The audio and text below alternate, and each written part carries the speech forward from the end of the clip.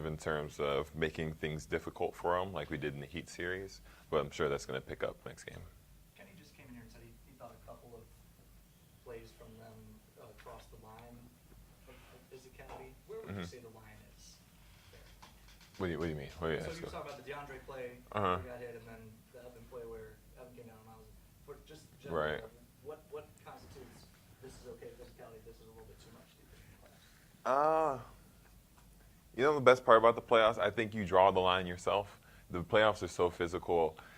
I don't think we drew the line yet. You know, I think we weren't physical enough to be like, this is where we can't cross. Like, I get what you're saying. Like, Evan was pushed into DeAndre, but for ourselves, there's another level that we can be more physical. How do you make sure that you're the ones to draw the line and not the opponent? I mean, just hit first. I know it's just one of those things. Set the tone of the game yourself.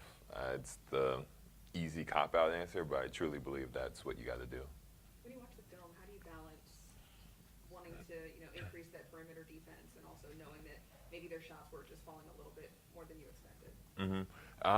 There's a certain level of aggressiveness that I think if you make the pass tough to the guys that are making the open shots, that's going to open up a lot more. If you are the one to get them off their spots, they're not going to be able to manipulate our defense into making the three-point shots easier.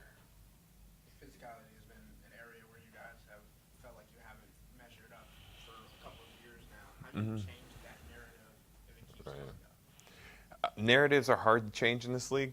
Everybody, when something sticks in this league, it's going to stick for a while. I think we're on the right path in terms of getting the narrative off of our back, but last night was definitely not a good example of trying to do that. So for us to get that gone, we have to come out next game and prove that that team last night was not the Cavs that we want to be. You guys had two players combined for 50 shots. What do you think about the shot disparity from last night?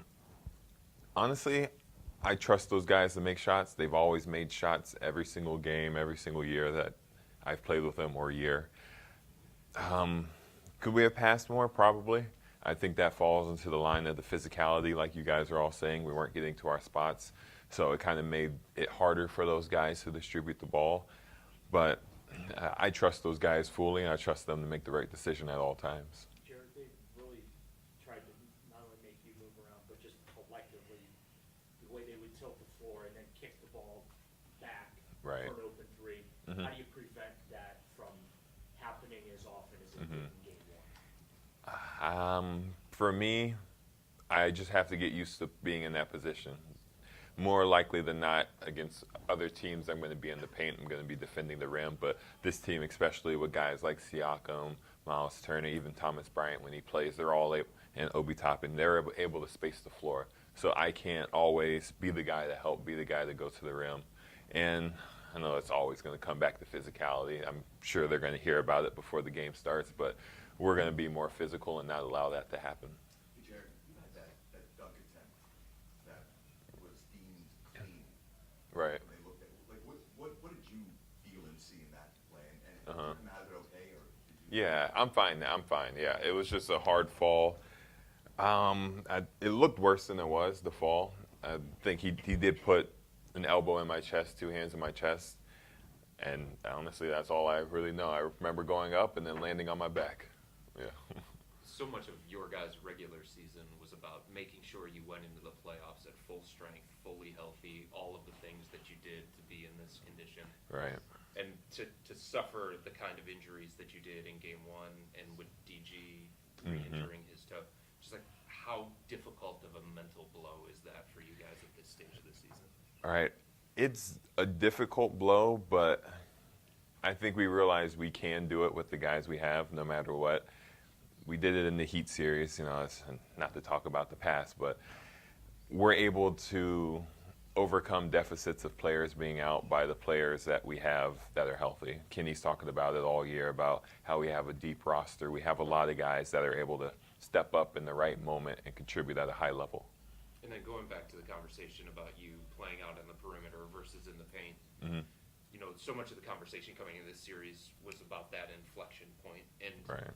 One of the things that you said and Kenny and all the other guys said was, well, we have the advantage inside. How do you make sure that you gain the advantage when you and Evan are out there on the floor together? Right.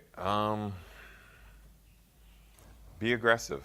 I don't think things just weren't how they usually are, how we play our games usually. And we have to create more positions to have everybody going downhill into the basket. I feel like Evan took a couple jumpers, which is perfectly fine. He's shooting great this year. But I just don't feel like we had the same aggressiveness towards the rim that we usually do. Jarrett, a lot of the phrase that's been used since game one has been guard your yard. Mhm. Kind of goes hand in hand with preventing overhelp. Right. How do you prevent the overhelp, but also is Mhm. it more of a mental change or a physical adjustment that needs to be made? You prevent the overhelp by guarding your yard, literally, It's also a mental it's more mental. Everybody can guard in this league. Everybody on offense is an excellent player, but we're all world-class athletes at the end of the day. The physical side is going to take care of itself. It's just sitting down and doing it. It's just sitting down and forcing the player you're guarding into the optimal direction or forcing them into the optimal shot. When you're getting put into those switches, when you're getting put into those pick and rolls where you have to now be the defender on the perimeter, Right. How different is it from like what you expected coming into the series with everything, and then actually seeing it and being put into those actions against Tyrese and guys on the perimeter? I expected it because guarding guys like Miles Siakam, when they pop, you have to read it. You have to be able to guard whoever is in front of you, guard 1 through 5 on the court. This is a type of team, they go so fast, you're not going to be able to get back to your matchup.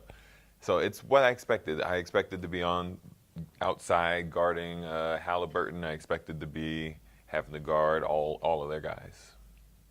Kenny was saying he's still searching for the why. You guys didn't bring the force or the aggression that he was looking for. What's your why? Why do you think that? Wow, I don't know. It's just one of those games. We shot one of our worst 3-point games. Why'd we do that? I don't know. Why are we in the position we're in?